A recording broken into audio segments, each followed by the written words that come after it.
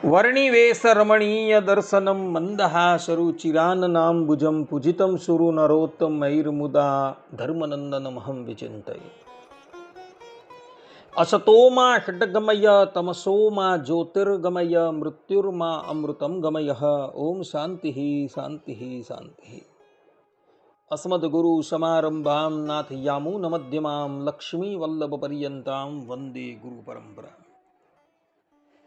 આજની જ્ઞાન સભાની અંદર પધારનારા બધા જ ભગવદ્ ભક્તોને વેદાંતાચાર્ય, પુરાણ ઇતિહાસાચાર્ય, એમ ફિલોસોફી શાસ્ત્રી રાકેશભાઈના હિતપૂર્વક જય સ્વામિનારાયણ. ભક્તો, આજની આ જ્ઞાન સભાની અંદર આપણે બધા જીવાત્માના પ્રાચીન કર્મ અનુસાર પરમાત્મા સૃષ્ટિની રચના કરે છે, એટલે તેઓમાં વિષમતા કે નિર્દયતા રૂપ દોષ નથી. આ વિષય પર થોડી વાત શ્રવણ કરશું. વિષય થોડો કઠિન છે, પરંતુ આ વિષય પણ જાણવા યોગ્ય હોવાથી બધા જ શ્રોતાઓ ધ્યાનપૂર્વક આ પ્રવચન શ્રવણ કરે અને એને આત્મસાત કરી લે. તો શ્રીમદ ભગવદ્ ગીતાના 4th અધ્યાયના 13મા શ્લોકમાં ભગવાન શ્રી કૃષ્ણ અર્જુનજીને કહે છે કે ચાતુર્વર્ણ્યમ મયા સૃષ્ટમ ગુણ કર્મ વિભાગશઃ. અર્થાત કે ભૌતિક પ્રકૃતિના 3 ગુણો તથા તેમની સાથે સંકળાયેલા કર્મ અનુસાર માનવ સમજના 4 વર્ણની રચના અમે કરેલી છે. એટલે સૃષ્ટિની અંદર જે બ્રાહ્મણ છે, ક્ષત્રિય છે, વૈશ્ય છે, શુદ્ર છે ઇત્યાદિ વર્ણ વ્યવસ્થા દેખાય છે.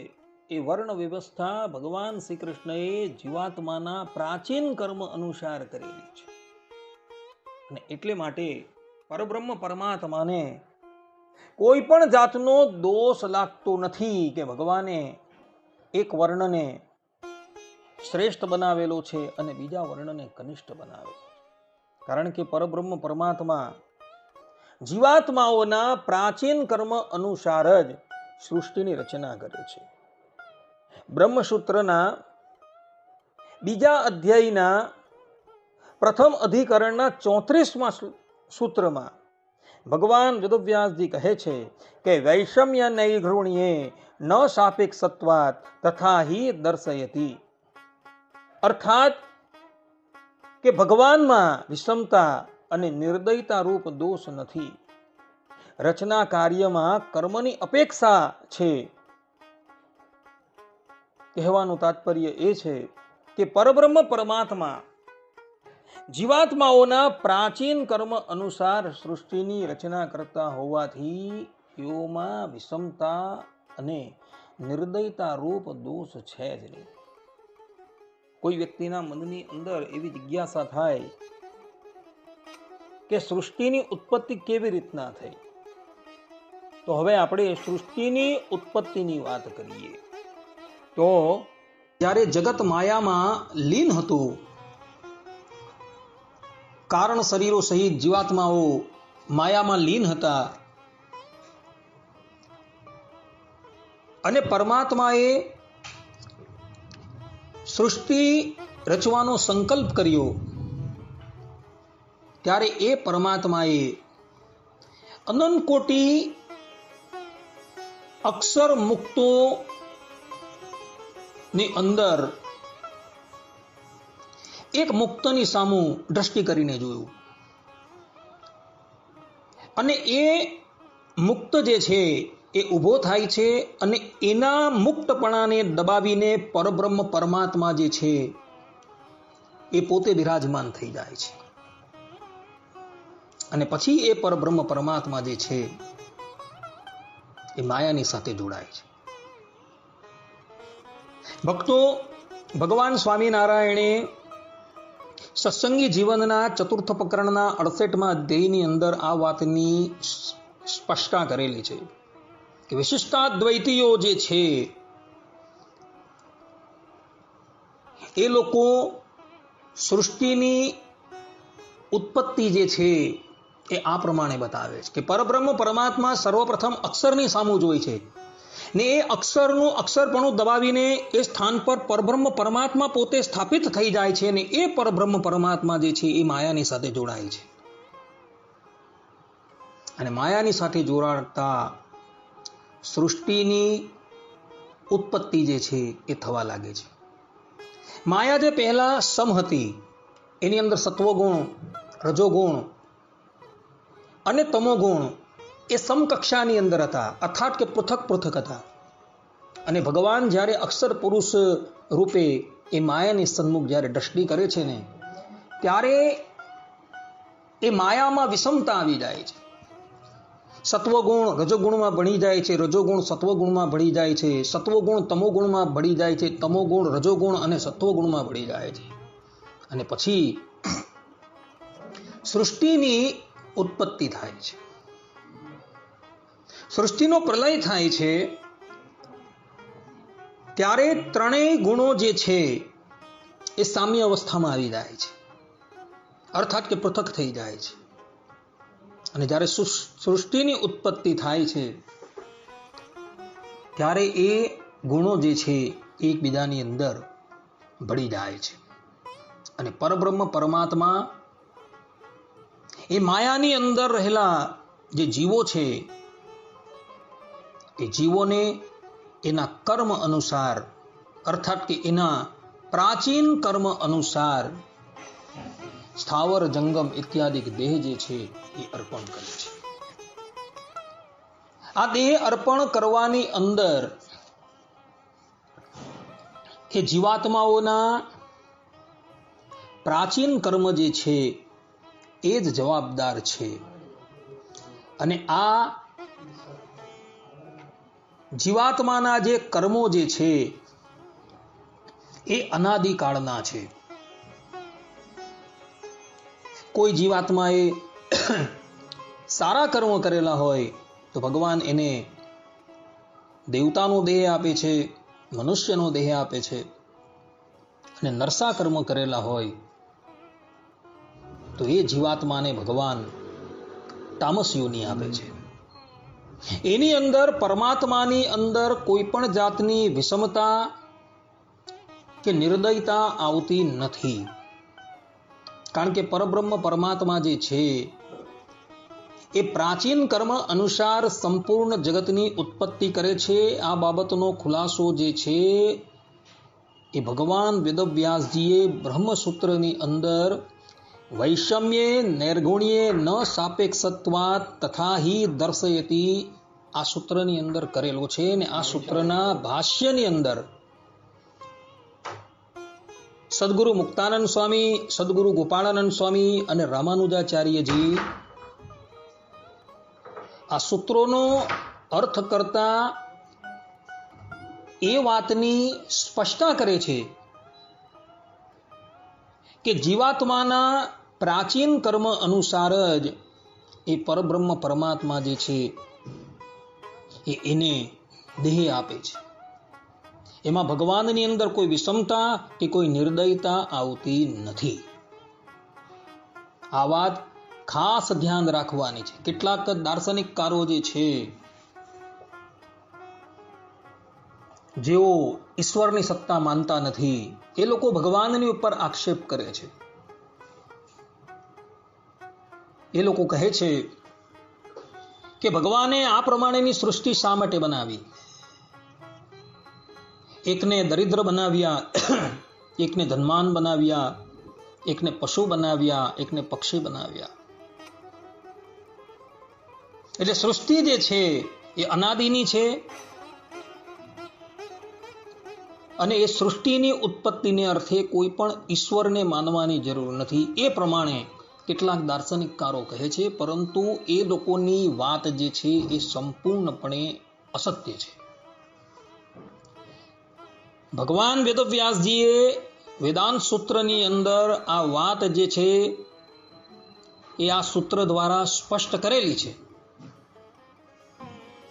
કે પરબ્રહ્મ પરમાત્મા જે છે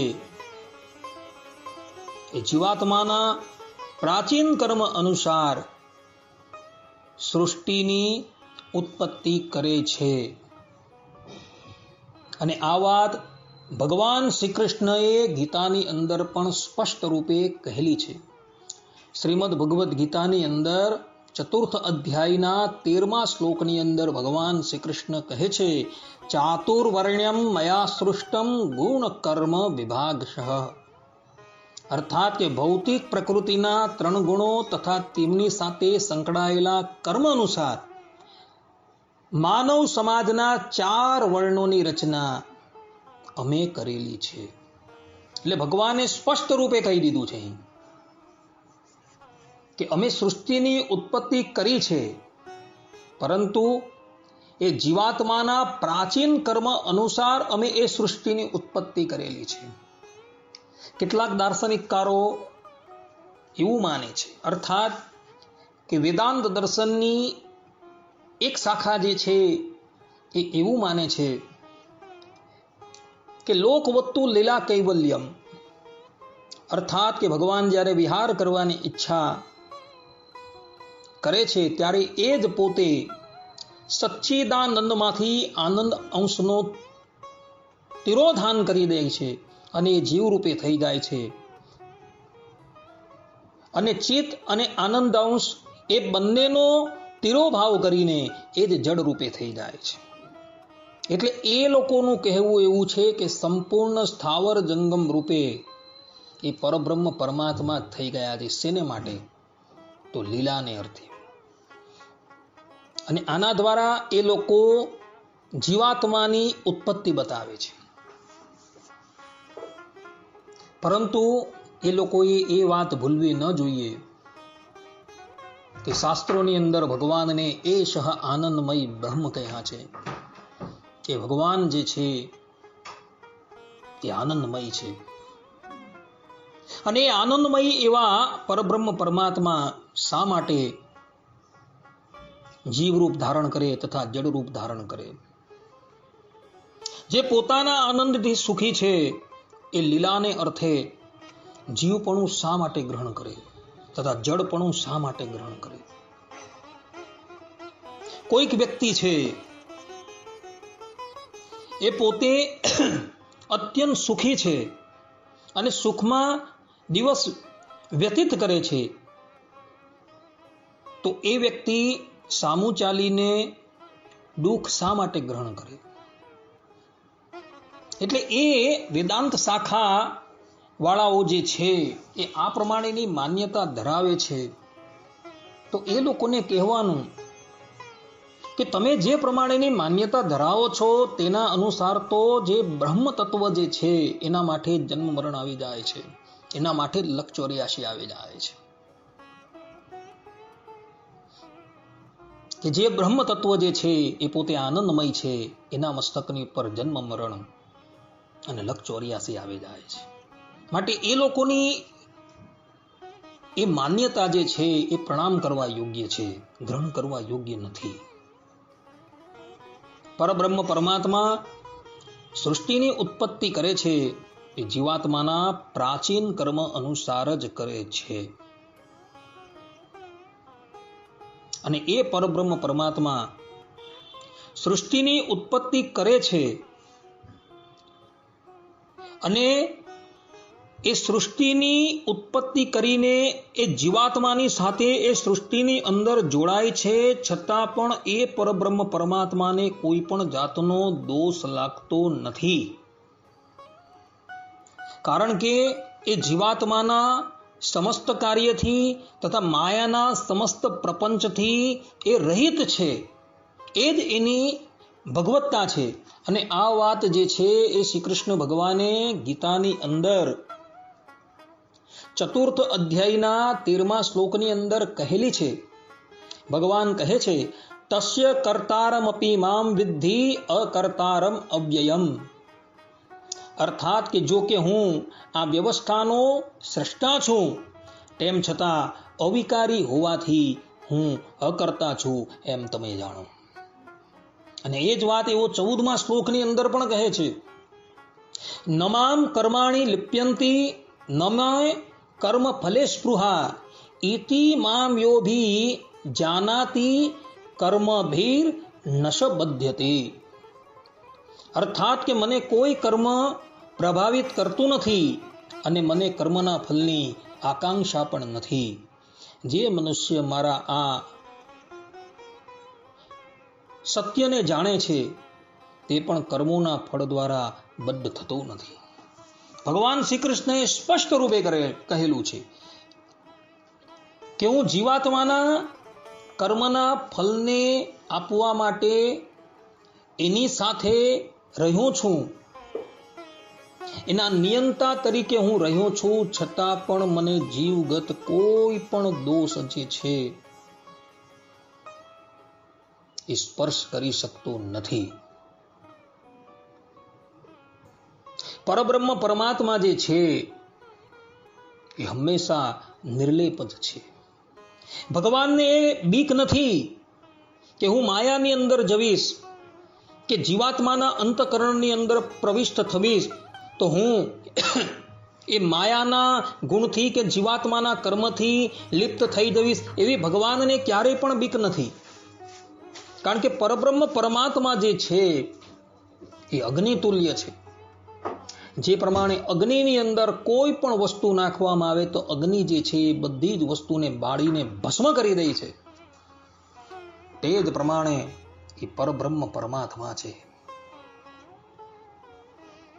અને પરમાત્મા જીવાત્માના અંતકરણની અંદર રહેવા છતાં પણ એ આકાશની જેમ નિર્લેપ છે અને આકાશની જેમ અનાધાર છે. એમને કોઈના આધારની જરૂર નથી. સદગુરુ ગોપાળાનંદ સ્વામી એ બાબતની સ્પષ્ટતા આ ટીકાની અંદર કરી રહ્યા છે કે ભગવાન જે છે એ અનાધાર છે, એ પોતે જ પોતાના આધાર છે. સ્વે મહિમને પ્રતિષ્ઠિત, કે ભગવાન જે છે એ પોતાના મહિમાની અંદર જ પ્રતિષ્ઠિત છે, એ પોતે જ પોતાના આધાર છે. પ્રેમાનંદ સ્વામી જે છે એ વંદુના પદની અંદર બહુ સુંદર ગાય છે કે જે હરિ અક્ષર બ્રહ્મ આધાર કે પાર કોઈ નવ લહેરેલું, કે જે સંપૂર્ણ જગતનું કારણ છે. શ્રીમદ ભાગવતના તૃતીય સ્કંધની અંદર 11 અધ્યાયના 41મા શ્લોકની અંદર અક્ષર બ્રહ્મને સર્વ જગતનું કારણ બતાવેલું છે. અક્ષર બ્રહ્મના પણ એ પરબ્રહ્મ પરમાત્મા આધાર છે, પરંતુ એ કોઈના આધારે રહેલા નથી, એ પોતે જ પોતાના આધારે છે. અને એ પરબ્રહ્મ પરમાત્મા જે છે એ આકાશની જેમ નિર્લેપ છે. જે પ્રમાણે આકાશ છે એ ચારેય ભૂતોની અંદર રહેલો છે. પૃથ્વી છે, જલ તેજ છે, વાયુ છે, એ બધાની અંદર રહેલો છે. શરીરની અંદર પણ રહેલો છે. કોઈ પણ એવું સ્થાન નથી કે જ્યાં આકાશ ન હોય, બધે જે આકાશ છે. છતાં પણ આકાશને એ જીવગત કોઈ દોષ સ્પર્શ કરી શકતો કે નથી, તો એને કોઈ ભૂત કૃત દોષ જે છે એ સ્પર્શ કરી શકતો. આકાશ જે છે એ હંમેશા નિર્લેપ છે. એ જ આકાશનું દ્રષ્ટાંત અહીં શ્રુતિ ભગવતી જે છે એ આપી રહી છે કે જળ એવા આકાશની અંદર જો આટલી સામર્થ્ય હોય તો એ જળ એવા આકાશને ઉત્પન્ન કરનારા પરબ્રહ્મ પરમાત્માની તો ક્યાં વાત કરવી. એટલે જે પ્રમાણે આકાશ ચારેય ભૂતોની અંદર રહેલો છે, છતાં પણ એ આકાશને એ ચારેય ભૂતોના દોષ જે છે એ સ્પર્શ કરી શકતા નથી. તે જ પ્રમાણે પરબ્રહ્મ પરમાત્મા સ્થાવર જંગમ દરેક જગ્યાએ રહ્યા છે, પરંતુ એના કોઈ પણ દોષ જે છે એ ભગવાનને સ્પર્શ કરી શકતા નથી. જે જીવાત્મા જેવું કર્મ કરે છે એ જ પ્રમાણે એને અન્ય દેહની પ્રાપ્તિ થાય છે. અને આ વાત શ્રુતિની અંદર લખેલી છે. સાધુકારી સાધુર્ભવતી, પાપકારી પાપો ભવતી. અર્થાત કે પુણ્ય કરનાર પવિત્ર દેહ ધારણ કરે છે અને પાપ કરનાર પાપી જ બને છે. એમાં પરમાત્માને કંઈ પણ સ્વકીય કે પરકીય નથી.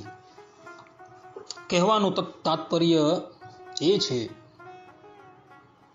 કે પરબ્રહ્મ પરમાત્મા જે છે એ જીવાત્માના કર્મ અનુસાર સૃષ્ટિની ઉત્પત્તિ કરે છે. કોઈ એમ કહે કે આ જીવાત્માને કર્મ ક્યારથી વળગ્યા, તો એનો ઉત્તર કોઈ પણ આચાર્યએ આપેલો નથી. બધા જ આચાર્યો જે છે એ એમ કહે છે કે જીવને જે આ કર્મનો પાસ વળગેલો છે એ અનાદિનો છે. કોઈ મોટામાં મોટો યોગી હોય ને, એ યોગી પણ ભૂતકાળની અંદર દ્રષ્ટિ કરીને એ વાતનો નિર્ણય કરી શકતો નથી કે જીવાત્માને એ કર્મનો પાસ ક્યારથી વળગ્યો. ભગવાન સ્વામિનારાયણે પણ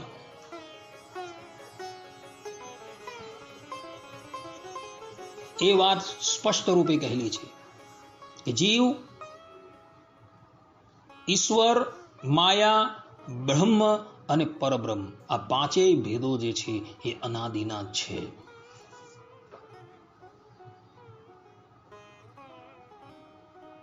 એટલે જીવાત્માને એ કર્મનો પાસ ક્યારે વળગ્યો એનો કોઈએ ઉત્તર આપેલો નથી. બધાએ જ એમ કહ્યું છે કે એ અનાદિનો છે અને જીવાત્માએ એ કર્મનું બેલેન્સ જે છે એને શૂન્ય કરવાનું છે. ચાહે એ પાપરૂપ કર્મ હોય કે પુણ્યરૂપ કર્મ હોય, જ્યાં લગીન એ કર્મનું બેલેન્સ શૂન્ય ન થાય ત્યાં લગીને જીવાત્માની મુક્તિ થતી નથી. પુણ્ય પાપ વિધોય નિરંજનમ પરમ સામ્યમ ઉપૈતિ. શ્રુતિ ભગવતી કહે છે કે પુણ્ય અને પાપને સમાપ્ત કરી માયાના અંજનથી રહિત એવા પરબ્રહ્મ પરમાત્માની સાથે એ જીવાત્માની સમાનતા થાય છે. અર્થાત કે પરબ્રહ્મ પરમાત્મા જે પ્રમાણે માયાના બંધનથી રહિત છે તે જ પ્રમાણે જીવાત્મા જે છે એ માયાના બંધનથી રહિત થાય છે. પરંતુ જે પ્રમાણે પાપ છે એ ભોગવવાના છે તે પ્રમાણે પુણ્ય જે છે એ પણ તમારે ભોગવવા પડશે. કે સર્વધર્માન પરિત્યજ્ય મામેકમ શરણમ વ્રજ અહમ ત્વામ સર્વ પાપેભ્યો. આ પ્રમાણે જે ભગવાન કહે છે એ અનુસાર આપણે બધાએ એ પરબ્રહ્મ પરમાત્માના શરણમાં જવાનું છે. અને પરમાત્માના શરણમાં જવાથી જીવાત્માના સંચિત કર્મો જે છે એ બધા સમાપ્ત થઈ જાય છે.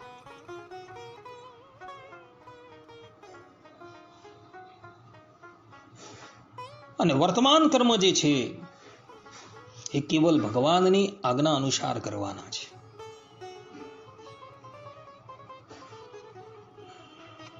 કહેવાનું તાત્પર્ય એ કે ભગવાનના શરણની અંદર તમે ગયા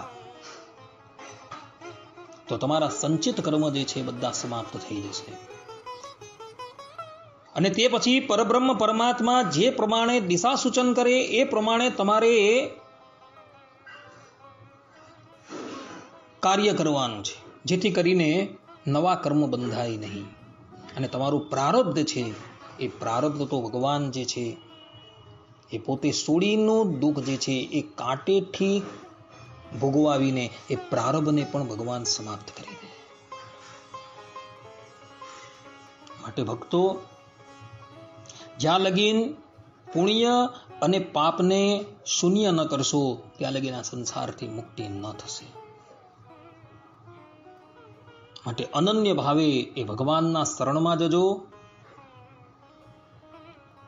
અને પછી એ પરબ્રહ્મ પરમાત્મા જે પ્રમાણે આજ્ઞા કરે એ પ્રમાણે વર્તજો, જેથી કરીને તમે આ સંસારથી મુક્ત થઈ જશો. આ સંસારનું ઉલ્લંઘન કરવું હોય તો કેવલ ને કેવલ ભગવાનની શરણાગતિ જ છે. શરણાગતિ સિવાય કંઈ જ નથી.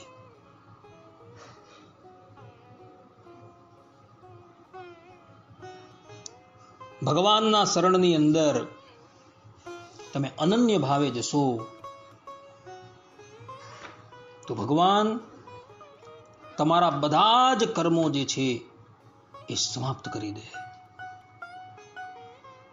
ગોસ્વામીજી તુલસીદાસજી રામચરિત માનસની અંદર કહે છે કે કોટી કોટી બ્રહ્મ હત્યા કરેલી હોય ને છતાં પણ જો ભગવાનના શરણની અંદર એ જીવાત્મા જાય ને તો ભગવાન એના બધા જ અપરાધો જે છે એ ક્ષમા કરી દે છે.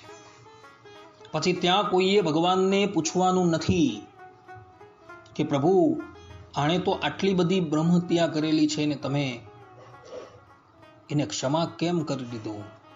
કારણ કે ભગવાનને પૂછનાર કોઈ નથી. એ જગતની અદ્વિતીય સત્તા છે. જે પ્રમાણે ભારત વર્ષના બંધારણની અંદર એવી જોગવાઈ કરવામાં આવેલી છે કે કોઈને ફાંસીની સજા આપવામાં આવી અને એ રાષ્ટ્રપતિને પત્ર લખીને દયાની અરજી કરે તો રાષ્ટ્રપતિ એ ફાંસીની સજા જે છે એ ઉંમર કેદની અંદર બદલી શકે છે. ત્યાં રાષ્ટ્રપતિને કોઈ રોકી શકતું નથી. તે જ પ્રમાણે પરબ્રહ્મ પરમાત્માની આ સત્તા છે